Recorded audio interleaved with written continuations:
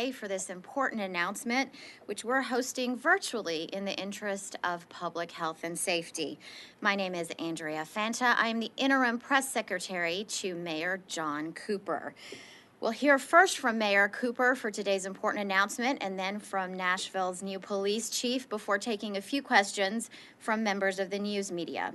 At this time, it's my pleasure to introduce you to the 9th mayor of Nashville and Davidson County, Mayor John Cooper. Well, first, I want to thank the 42 members of the Policing Policy Commission for providing a blueprint for the next chief. And I want to thank the 5-member screening committee and the 5-member interview committee, as well as all the applicants and the outstanding finalists in the national search for the best police chief for Nashville. And I want to thank the thousands of people that participated on our online survey to identify what Nashville wanted in their next chief of police, and the thousands of people that connected with Deputy Mayor Haywood. And I want to thank the people from across Nashville who had a voice in this decision. The people of Nashville want their police chief and their police officers to be their partners. They want our diversity and our values to be reflected by our department. And importantly, that our officers always serve our community and each other with dignity and respect all of the time. Now, the search formally identified areas of strength that we need in a chief.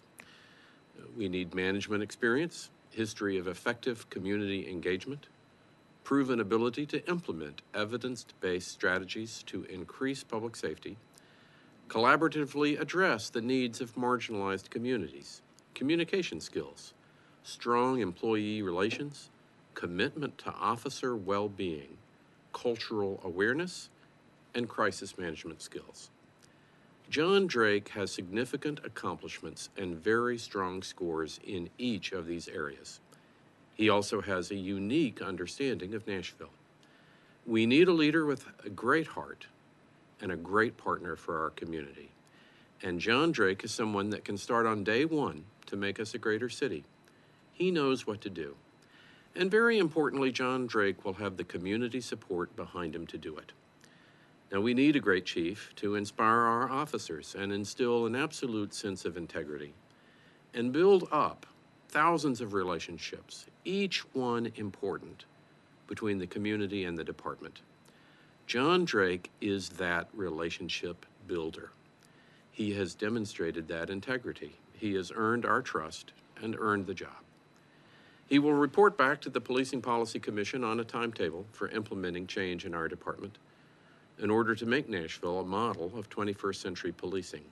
Community groups, departments, and citizens already know that he will be their partner. John Drake knows our communities, and he knows how to serve them. He starts work with deep first-hand knowledge. He has demonstrated his ability to partner with the community. He has the respect of his team, and he is an inspiring story, both for the department and for Nashville.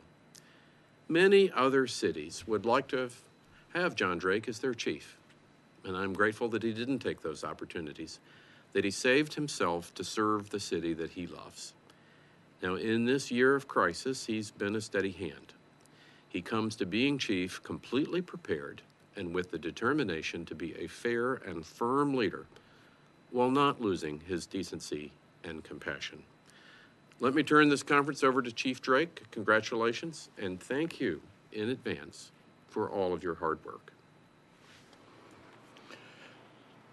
Mayor Cooper, I am deeply honored and absolutely excited to lead the Nashville Police Department as only its 8th Chief of Police since our metropolitan government was formed in 1963.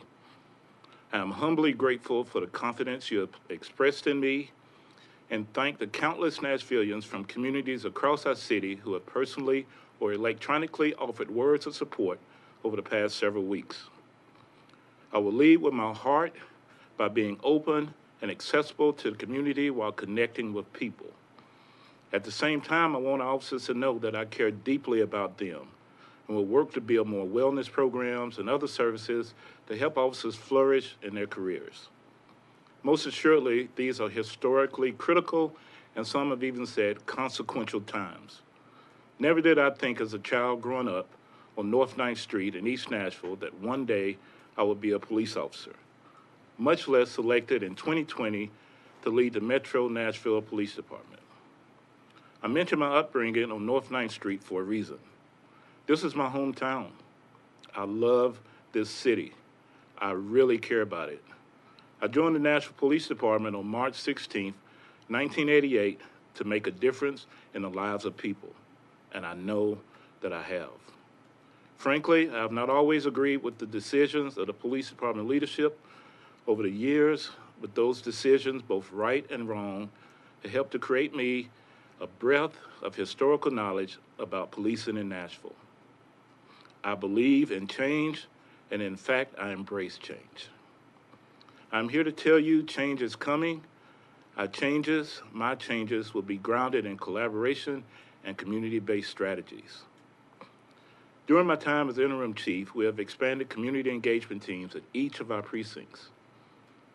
In addition, we have a renewed relationship with the Community Oversight Board, and a new memorandum of understanding with the board is close to being signed by their leadership. Newly appointed Police Department Chief Diversity Officer, Captain Carlos Lara, will work to foster even more meaningful relationships with the COB and will be attending its meetings. At the same time, we are creating the Police Department's first ever Office of Community Engagement and Partnership, a 15-member unit responsible for enhancing existing relationships and forming new ones with community groups and organizations across racial, cultural, and social spectrums. I help protect our outreach to the Latino community, and our liaison to the LGBTQ community will be part of the new community engagement and partnership umbrella, as well as a new outreach initiative to Nashville Kurdish community. And while we continue to develop and foster more partnerships with our community than ever before, we can never take our eyes off the safety of Nashville and all its neighborhoods. We must join together in our city to declare that violence against each other is absolutely unacceptable. So far this year, there have been more than 90 murders, an increase of more than 30% over this time last year.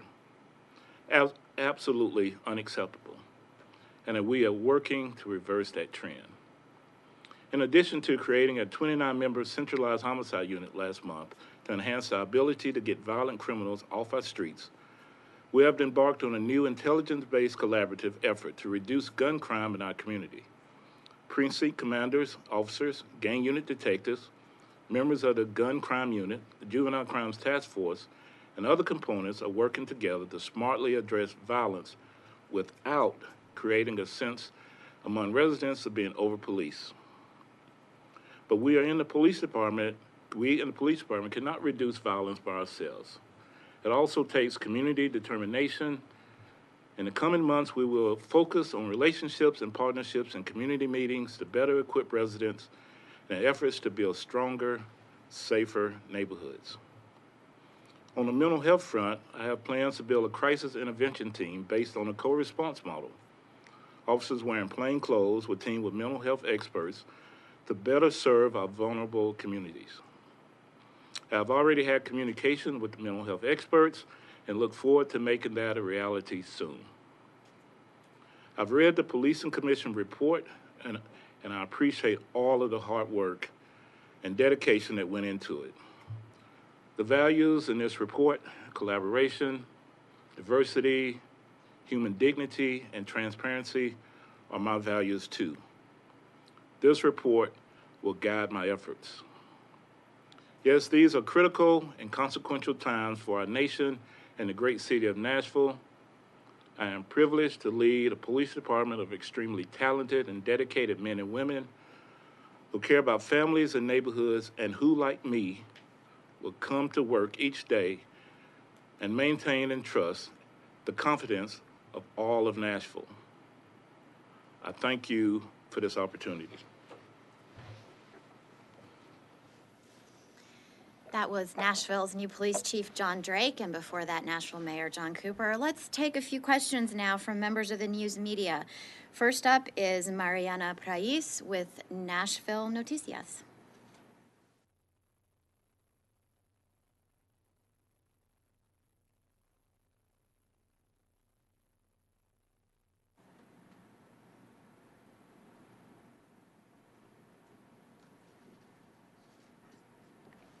Mariana? ¿Me escuchas, Mariana? Do you want to go ahead with your question? All right, let's try to come back to Mariana in just a moment. Moving on to Carly Gordon with News 4. Carly, you're up. Yes, I'm just wondering if Chief Drake can speak to transparency. Can we expect an increase in transparency from the department, and what will that look like? Great question, Carly. I appreciate that. I believe in transparency. I believe the community needs to know what we're doing. They need to know our efforts, what we're doing for community engagement. They need to know what we're doing when it concerns use of force, how we're maintaining relationships with the community. And those need to be posted and easily accessible to the community. We want to make sure that you don't have to come searching and asking questions. You can actually go to our website, or you can call the police department and get absolutely any information that you want. And we'll add a lot more than what we've had in the past. Thank you, Chief. Thank you, Carly, for that question. Let's go to Sergio Martinez Beltran with Nashville Public Radio. Sergio, your question. Hi, good afternoon, everyone. I have a few questions for the mayor, and then one question for Chief Drake. Mayor, I want to know, what do you see Chief Drake would be his first task? What would that task be? One question at a time. Well, thank you for that. The chief's first task is to reach out to the community. I think everybody who knows him knows he has a great heart, and now I think it's a new era for the police, our fine police department, to reach out to the community so that the department feels more connected than ever in serving all of the citizens in the city. But I'm very confident that our chief will be excellent at doing that. Sergio, a few questions for the chief. Yeah, well, my next question for the mayor quickly is, why choosing an internal candidate versus an external candidate? We've heard from people in the community that said the only way to heal this department was by hiring someone from outside of it. So can you explain a little bit the reasoning behind this selection? Well, thank you. I will. In fairness to our chief, he was the best candidate. If you look objectively at all the requirements from our published RFP for what we felt we needed as a chief, created with the input by thousands of citizens, the chief scores best on all those factors. Now, in the meantime, he knows our community better than anybody else possibly could, and he can get to work on day one. So that is a great thing. And as I said, I believe Chief Drake could be the chief for many cities in the United States. We are lucky that he saved himself to be our chief. And if you objectively score all the things that we need in a chief, commitment to officer well-being, cultural awareness, crisis management, the ability to communicate with a diverse and increasingly diverse community, we have the best chief. And because he's your own, doesn't mean that he's not fantastic. And now, anybody who's been involved in the process, I think, would agree that the committees did a fantastic job. And the 5 finalists were each extremely able individuals, and no doubt will be fine chiefs in other departments in other cities in the future. But we happen to have somebody that has no training is required, no introduction is required. And I think it's a great thing when you're not training or introducing anybody, he knows our community as well as anybody in Nashville does, and again, can get to work on day one. And in this time of crisis in the city, that is a useful thing. So thank you. Sergio, we have time for just 1 or 2 questions for the chief. Did you have any? Yes, I have one last question for the chief, and thank you for indulging me with this time. Chief Drake, congratulations on your announcement here. What action will you take from the Policing Policy Commission recommendations? Well, the very first one is we need to improve our diversity within the department. We only have 29 female African American police officers. We only have 156 female officers, period. And so one of the first actions is that we've installed a recruitment unit. In the past, people that wanted to sign up for the police department would go to a website and find us. It was a reactive measure. They would click on links and hopefully they would wind up being a police officer one day. So what we've done is we've put members from a diverse community, Hispanic, male, female, black, Caucasian, et cetera, into a unit that can be proactively searching for officers. And so we're starting a social media campaign too. We want officers to know, potential officers, that we're out looking for them. It's a great job. I've done it for 32 plus years, and we want people to know what they can be here, and so we're recruiting them from that. I want to be respectful of everyone's time. In just the few minutes we have left, let's try to work in as many reporter questions as we can. Moving on now to Harriet Wallace from Fox 17. Harriet, you're up. Hi there. Good afternoon, everybody. Chief Drake, now permanent Chief Drake, we can say that. Congratulations on your appointment. However, the work now begins. So I've got a couple of questions for you. My first question is, you've mentioned a lot of work outward facing in the community, but there are many who have concerns with what's happening within the police department. There are several in the community who have criticized the police department for protecting officers who they say are participating in bad behavior and becoming of an officer. So my first question to you is, what will be done to make sure that those who are hired to serve and protect do just that, not only to their fellow officers, but also to those in the community? And what will you do to ensure they receive sufficient consequences when they don't do that? My second question is, there are some officers now who are accused of sexual harassment. And it is my understanding that they are still working. There has been no suspension of any type or change in duties while they're being investigated. There are some who say that they're still having to work with people that they are afraid of. Typical fashion, they would be put on leave during an investigation. Why has that not happened, and will that happen? Thank you. Well, thank you for those questions. And it all starts with recruiting. We have to vet our officers and make sure that people that we're pulling from the community have the values of this department. They value the morals, they value sanctity of life for members of our community. They value being a part of the community and doing engagement efforts to make a sense of community. We want officers to get out and know people. And so it starts with recruiting and our training and our policies and procedures. When officers go through the academy, we've already changed our training for that. Officers, they go over wellness, they go over ethics, they go over incident decision making.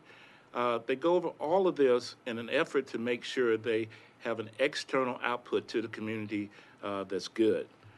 So I'm actually already started ensuring consequences for officers that are accused of sexual harassment. I've already suspended some. They've been suspended. And we have officers that's been investigated for sexual harassment. Those have been turned over to an independent agency, the TBI. We're awaiting those findings. Now, those investigations, you ask, why have they not been decommissioned? They had already been investigated to an extent. And so this is like a recanvas of the investigation and looking to see if there was any steps missed or if there were some criminal violations that occurred. And so that's why they're still working. Had this been a new and fresh allegation and they've been investigated by the TBI or any other external means, then they would have been decommissioned. All right, let's move on now to Adam Tambourine with the Tennessean. Adam, your question. Hi, Chief Drake. Good to talk to you. So it's been mentioned already that there are critics within the community who are skeptical of your ability or desire to really pursue aggressive change within the department. But you mentioned you haven't always agreed with the department's top leadership. I wonder if you could tell us a few examples of times where you've disagreed, uh, perhaps under Chief Anderson, and what you would have done differently to give us an idea of how you will approach this job. Okay, absolutely. That's a good question. It's a fair question. Without saying any names, I had a conversation about an investigation that I thought should have received a more severe sanction. That investigation was turned over to someone else. The investigation sanction was not what I would have recommended. It was severely shortened from what I would have done. As many as a sanction where I would have recommended as many as 20 to 30 days, and they got significantly less. And so I would have ensured, and that's not to knock what happened in the past, it's just that I'm going to be different. I'm already looking at all that differently anyway. When we look at sexual harassment and those allegations, that we've started a hotline through the HR department. They can call directly without fear of retaliation. We have a female deputy chief that's meeting with all the female officers here. And they're talking about their worth and their importance and their value that they can contribute to the community. That hasn't happened in the past. We also have the community engagement teams where historically we had flex teams that were proactive. They went out, they saturated neighborhoods, they pulled over any and everybody in the effort of reducing crime. But what really happened is they pulled over residents of Nashville who were trying to go to work, trying to get home to their kids, trying to get to school, et cetera. And so now we're looking at precision policing. We're identifying problem people in problem areas, and then we're going after them to one, not only to, we can't arrest our way out of this, but maybe we can have interventions. We can connect people to resources to better help them. When we look at our displaced citizens of Nashville, the very vulnerable population, and within my first few days, I started a quality of life team. That quality of life team is connecting our displaced citizens with services within the community. And we're looking at our crime efforts in the downtown core drastically reducing. And so we're connecting people to services and doing more through outreach than we are through arresting and proactive policing. Thank you so much. That brings us to the end of our time today. I want to thank you for being with us today. Remember, we'll be back here on Thursday at 9:30 for the mayor's weekly COVID-19 briefing. I hope that we'll see you there. Until then, take care. Stay safe.